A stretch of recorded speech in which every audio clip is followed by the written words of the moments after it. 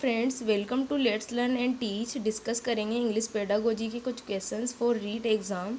हम जो questions discuss करने वाले हैं वो प्रीवियस ईयर में आए हुए क्वेश्चंस हैं। सो आज हम उन्हीं को डिस्कस करेंगे। क्वेश्चन नंबर 1 है, the grammar translation method. GT method या ग्रामर ट्रांसलेशन मेथड क्या है? ऑप्शन नंबर ए है, एम्फेसाइजेज लिसनिंग एंड स्पीकिंग। ये लिसनिंग और स्पीकिंग पर बल देता है।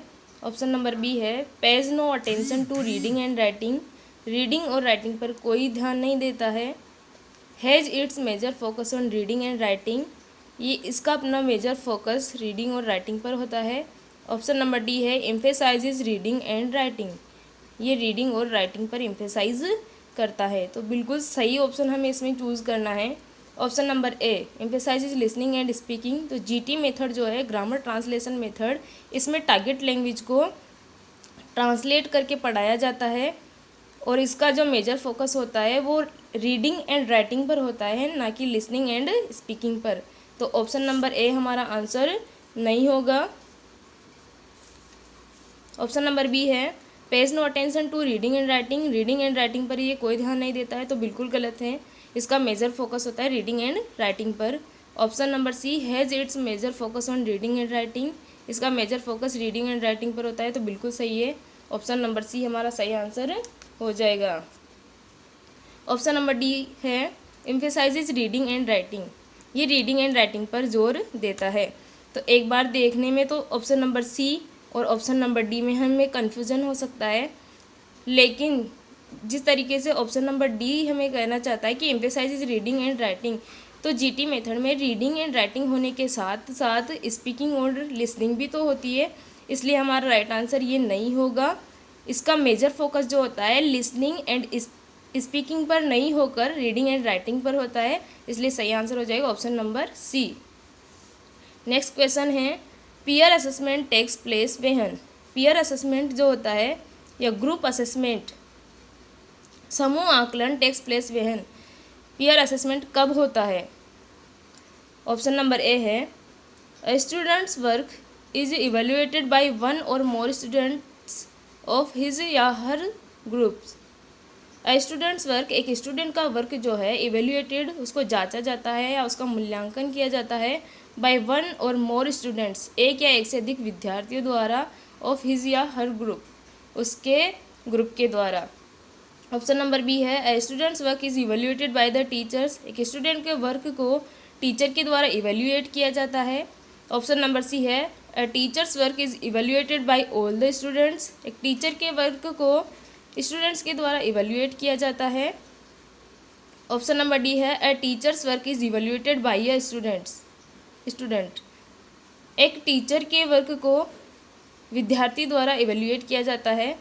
तो फिर से देखते हैं, ऑप्शन नंबर ए कहता है पीयर असेसमेंट जो है वो किस तरीके से किया जाता है। Students work is evaluated by one और मोर स्टूडेंट्स ऑफ हिज या हर ग्रुप।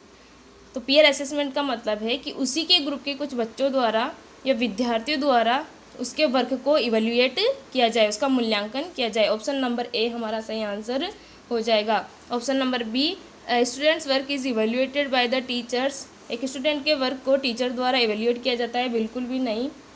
सेम ग्रुप के बच्चों द्वारा ही उसके वर्क को इवेल्युएट किया जाता है। ऑप्शन नंबर सी है, teacher's work is evaluated by all the teachers. ये भी हमारा आंसर नहीं होगा। बच्चों द्वारा टीचर के वर्क को इवेल्युएट नहीं किया जाता है। Teacher's work is evaluated by a student, ये भी हमारा आंसर नहीं होगा। इसका सही आंसर हो जाएगा option number A. Next question है, which of the following is not a purpose of evaluation in education. Education में इवेल्युएशन का क्या एक पर्पज नहीं है, क्या उद्देश्य नहीं है? ऑप्शन नंबर ए है, असेसमेंट ऑफ अटेनमेंट, उपलब्धि का आकलन करना कि विद्यार्थियों ने कितना सीखा है उसका आकलन करना। ऑप्शन नंबर बी है, measurement of the value of teaching methods. Teaching methods जो है उनका मापन करना। ऑप्शन नंबर सी है, collection of information about the parents of learners. Learners के जो पेरेंट्स हैं उनके बारे में जानकारी प्राप्त करना। ऑप्शन नंबर डी है, to diagnose difficulties of learners. Learners या जो अधिगम करता है उनकी डिफ़िकल्टीज़ को उपचार करना, ये उद्देश्य नहीं है क्या? तो ऑप्शन नंबर ए है, इवैल्यूएशन का शिक्षा में क्या उद्देश्य नहीं है। असेसमेंट ऑफ अटेनमेंट, उपलब्धि का आकलन करना, तो ये तो बिल्कुल भी इवैल्यूएशन का उद्देश्य है। ऑप्शन नंबर बी है, measurement of the value of teaching methods, teaching methods की वैल्यू का मेजरमेंट करना, ये भी इवैल्यूएशन का उद्देश्य है। Collection of information about parents of learners, learner के पेरेंट्स की इंफॉर्मेशन का कलेक्शन करना, तो ये इवैल्यूएशन का उद्देश्य नहीं है कि अधिगमकर्ता के पेरेंट्स की जानकारी का आप कलेक्शन करो। ऑप्शन नंबर डी है, to diagnose difficulties of learners, learners या अधिगमकर्ता की जो डिफ़िकल्टीज है उनका उपचार करना, बिल्कुल ये इवैल्यूएशन का एक पर्पज़ है। इसमें नोट पूछा है, सो हमारा राइट आंसर हो जाएगा option number C. Question number 4 है, remedial teaching pays greater attention to students who. Remedial teaching जो है किन विद्यार्थियों पर ध्यान देती है? ऑप्शन नंबर ए है, are proficient in English, remedial teaching उन विद्यार्थियों के लिए होती है क्या जो इंग्लिश में दक्ष हो या निपुण हो। प्रोफिशिएंट मीन्स होता है दक्ष या निपुण। ऑप्शन नंबर बी है, are likely to go abroad, जो विदेश जाने योग्य हो। ऑप्शन नंबर सी है, have fallen behind others, remedial teaching उन बच्चों के लिए होती है कि जो अन्य बच्चों से पिछड़ गए हो। Option number D, are irregular in attending class, या फिर रेमेडियल टीचिंग उन बच्चों के लिए होती है जो क्लास में इरेगुलर हैं, नियमित रूप से क्लास अटेंड नहीं कर रहे हैं। तो रेमेडियल जो टीचिंग है वो उन बच्चों के लिए होती है जो अपनी ही क्लास के बच्चों से या अपनी एज की बच्चों से पीछे रह गए हैं।